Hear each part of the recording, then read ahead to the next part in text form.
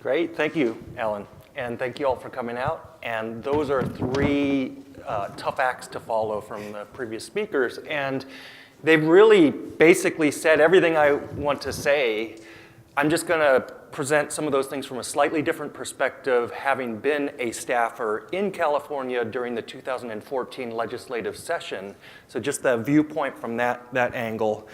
But I want to start off with just a little bit about who I am. I'm a physicist. I got my undergraduate degree in physics, and that basically changed how I think.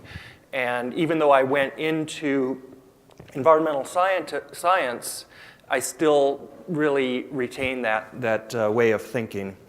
And so in terms of what I do and how did I get into science policy, so the core of my expertise is I'm a tree physiologist. I study how water and carbon moves through trees, through forests, and how climate change impacts the function of forest ecosystems. And by the way, for you physicists that are interested in water in trees is endlessly fascinating. I'd be happy to talk with you about the crazy properties of water in trees. I get lots of questions from physicists about how does water get to the tops of the tall trees. By virtue of coming to Boston University and being in a city, my research progressively moved from doing studies in places like boreal Sweden and the Amazonian, Ecuadorian Amazon to urban places. And so I've gone from basically ecology and wilderness to ecology in cities, and then the ecology of cities, the coupled human and natural systems, and the nonlinear reactions between our activities that release carbon and what trees are doing to take up carbon, those kinds of things. And then really moving to ecology for cities, so taking on more of a mission-oriented science that tries to make our cities more sustainable. And so as that progression in my career occurred, I found myself in front of the Massachusetts legislature with my 2 or 3 minutes testifying on a bill that really came about as serendipity in science, and that's one of the things I really love about science is the serendipity. As a tree physiologist, I had found by complete dumb luck, walking 2 blocks from our home in Newton, Massachusetts, the suburb just west of Boston, that there are these gas leaks that are all over the place, leaking out of the pipelines, and they kill trees. And as a tree physiologist, I wanted to know what happened. How is this happening? And from there, it just turned in, it was like a wormhole into this whole other set of issues, including explosions and air quality. And I happened to have an accidental toolkit because by studying forests, I have to study greenhouse gases and the exchange of CO2 and water vapor, energy balance, and all of these kinds of things. So once I heard, well, methane is coming out of these leaks, I was able to actually study that. So that's what brought me in front of the Massachusetts legislature, and I realized I have no idea if what I'm presenting is useful. I don't know where this information is going, and so it really made me feel incomplete as a scholar and as a citizen. And so around that time, this is back in about 2012, 2013, something came across my email, which was this policy fellowship, science policy fellowship in Sacramento. I grew up in Sacramento. I went to Cal State University there. My parents and family were still there. So there were a couple reasons why I was very interested and attracted to this, but it really came at the right time in terms of my awareness of my own limitations in terms of science and policy. So I applied to that. I was able to get in there, and I was placed in the Senate Transportation and Housing Committee. And so I was staffing bills. I was organizing informational hearings. It was a really amazing experience. And after that 2014 legislative season, I came back to Massachusetts, came back to my job at Boston University, and then the CCST, as Assemblyman Zwicker said, put out these planning grants for multiple states to do planning for their own science and technology legislative fellowships. And so through Boston University, I applied for one, we got one, and we're making good progress there, which I'll mention a little bit later. So it's been excellent, and I want to share really kind of 3 points that takeaways from my experience in that California legislative season. And they have been said before by our speakers.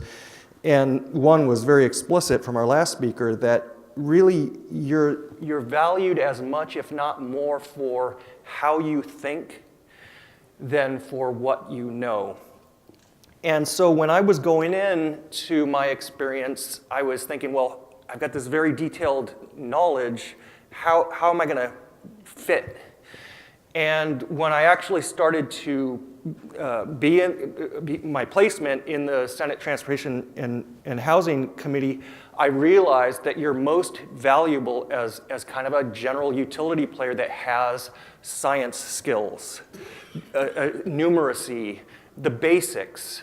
And so the one key example I will always remember is that a bill that I felt like very proud of my science input to was a bill on vehicle fuel taxes in California, and it was about equivalent gallons of gasoline for either liquid natural gas or compressed natural gas, and trying to put them on an even footing so that you could tax them appropriately for vehicles.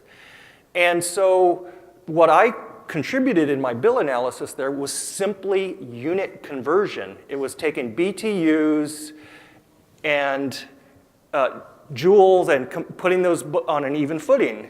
But then it started to bring in ideas about, well, you could actually connect that with kilowatt hours as well. And so with electric vehicles, it really brought in some very basic physics and unit conversions. And it's like physics 1A stuff, but I felt very useful as a fellow. So it's really, those general skills that are very, very useful. And that way, you can be used in a wide variety of situations, as it has been brought up before, and you're not going to just be sitting there waiting. So the legislature can use you in a lot of different ways. So it's how you think as much, if not more, than what you know. The rewards and the recognition are different. That's my second takeaway. As a job and as a career, if you want to go into this science policy. And so in academics, it's all about having your name on papers, right? That's the currency by which you get judged, and your merit reviews and your raises and all of that stuff. And when you're in the legislature, if you're not an elected official, your job is to not have your name in the papers. Okay, that's like what you don't want to have happen. And so that then actually has this very interesting effect on how things get done in the legislature. It stimulates a kind of creativity that I haven't really seen in academia, in the university setting.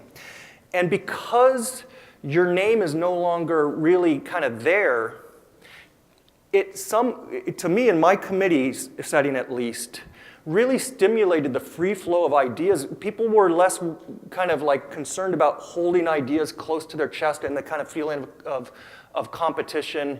And so we'd have the most wide-ranging and creative discussions. And as was said by our previous speaker, it could be on things that are way outside of science, but it's just you get to have these really incredibly creative brainstorms.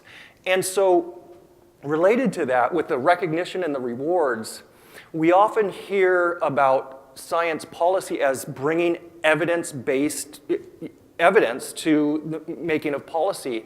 And yes, absolutely, that is a crucial function. But there's opportunity for more than that.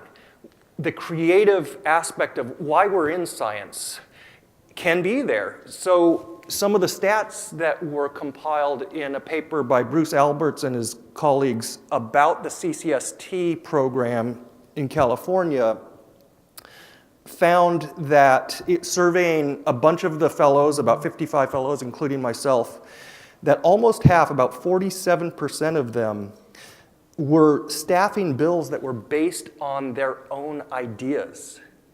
Okay, so you can be really, you can bring your creativity into this. Okay, and I actually am very proud that one of the bills that I staffed and I had some creative input into is now law, SB 1183. It's a bikeways funding mechanism that places a small surcharge on vehicle registrations. So that was very fulfilling. So the creative process is there in a different way. So that's my second point. And then the third point I want to make is that when we make a pitch as scientists interested in policy to legislators, we talk about bringing science, the benefits of science, into the legislature, and that is absolutely correct and true. But the most understated benefit is really in the other direction. It's the benefit to scientists and to the scientific enterprise. And so my anecdote for that was in my year 2014 in the legislature, I felt a bit like an interloper because I was simply a staff consultant in this Senate committee, a staff committee of about 7 people, and I was tasked, for example, with organizing informational hearings, and one of the informational hearings that I organized was on California's high-speed rail, which you probably heard recently about. So that involved, it's like organizing an academic conference. You have to find speakers, and relevant speakers to speak on the topic. So I'm reaching out to academics, professors from here and there. I have no reason to tell them my background because I'm really just a staffer like any other staffer would be organizing this hearing. So I'm getting the perspective from the other side, just like when I was in Massachusetts testifying, I didn't know what happened on the other side of the dais. Now I'm in that position, and I'm seeing how scientists are interacting with staffers.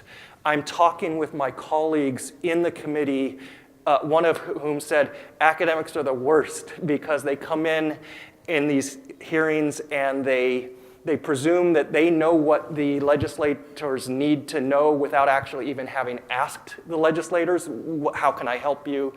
And so the benefits to scientists and to the scientific enterprise are huge. So those are the 3 points I wanted to make, and just wanted to talk about this multi-state initiative. So it was in early 2017 when the California Council on Science and Technology awarded 9 states these planning grants that Assemblyman Zwicker referred to. New Jersey was one of those, Massachusetts was one of those, and a couple more came on. So we now have a working group, a fledgling working group of 11 states. We have monthly calls. We're kind of moving in fits and starts, but it's kind of oddly like this grassroots collection of people like myself and others who are interested in doing this. So I'll just mention the states. There's Alaska, Colorado, Connecticut, Idaho, Massachusetts, Michigan, Missouri, North Carolina, New Jersey, Pennsylvania, Washington, and then the existing one is California. So thinking just through the diversity of that, that's 8 coastal states, 3 inland states. I know this can be interpreted different ways, but I write it as 3 red states, 6 blue states, 3 purple states. Vastly different. I think they're all bicameral, but of course there's so much diversity in the different states, and so there's no one-size-fits-all model. Even to whether this should be open to graduate students, even undergraduate students, or everyone has to have a PhD or a terminal graduate degree. Those things there's not one size fits all. The California model, it's all advanced degree, PhD, or other graduate degree. Our work in Massachusetts, we have some champions. We have a bill right now in the legislature that's authored by Senator Bruce Tarr, the minority leader in the Senate. And these aspects are not yet locked in. We don't want to be prescriptive. We want the legislators to engage and tell us as we're planning this, what are the things that they'd like to see? What are the scope and nuts and bolts? How can we best be helpful to them? Let's see here. So I think I'll just finish with a concluding statement, mostly for the younger, earlier career people in the audience. So you might be able to see I'm not early career from the gray hair, but I was in the California CCST fellowship. I was the 5th year. I was the first mid-career person that they took a chance on. And it was kind of taking a chance for them, and it was for me. And it worked out, I think, fabulously. But my cohort of 9 other fellows were all recently minted PhDs. And I saw they were the cream of the crop in terms of their scientific expertise and knowledge, but they wanted to go in a different direction. They wanted to be socially relevant and use their science and for the most part, work in science policy as a career track, not just a one-off kind of thing like me and then go back onto the research track. And so I have become really excited about that career path, especially as I'm sitting in a university and just looking at the very clear evidence with increasing numbers of contingent faculty, the shrinking of the tenure track faculty, that I'm going to just say it. I think higher academia is a pyramid scheme if we continue to think that when we train PhD students, that we're training them to replace us. I mean, if you graduated more than a few PhD students, the numbers aren't working out. And so that we have to be thinking about a much broader range of career tracks, and I think science policy is an excellent career track. And so any of the young people who early career people that want to talk with me, if you're from Massachusetts, come talk with me. If you're from some of those other states, and I think this can and should be something that every state considers going forward as these things develop. You can find out more information about this multi-state initiative at the CCST. It's just ccst.us. And you can get to the fellows page from there and find out more and contact information for the different states. So I'd be thrilled to talk with anyone more about what we're doing in Massachusetts and this multi-state initiative. So thank you.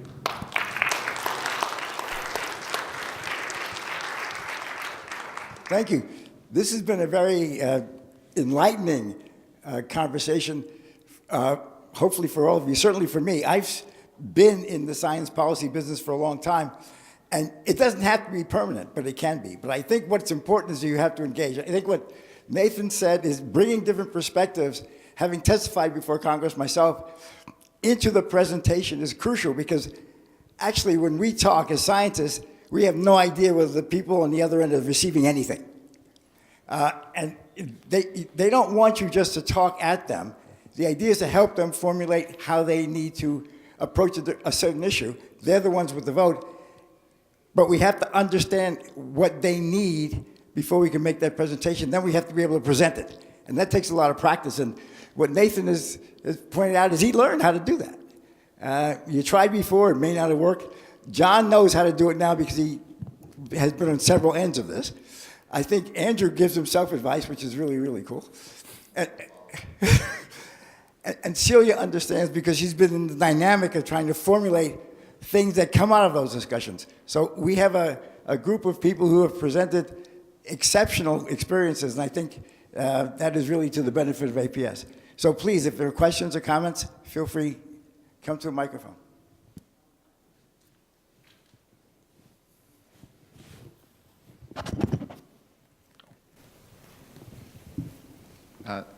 Nathan, thanks very much for your talk. Yeah. Can you say a little bit more about what's actually happening in the 11 states, the 10 aside from California, that are actually considering this?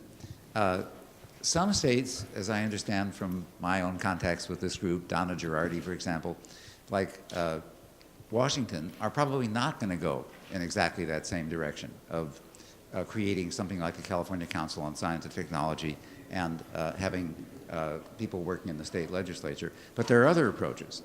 So if you could summarize a little bit more about what's actually happening in different states, especially Massachusetts, please do. Thank you. Yeah, it's hard. It is hard to summarize because these states are so different and unique, and so. But Connecticut is going. They've actually brought on their first fellow in a state in an executive branch agency. I'm forgetting which one. And New Jersey, as was pointed out, has started, and that one has funding from the state itself. So these are quite variable. I would say that it's still quite early. So we have a bill in Massachusetts, and in fact, this session, I'm hoping that we can pilot a fellow, but that's dependent on the legislature. So I guess it's very early for most of these states, is the short answer.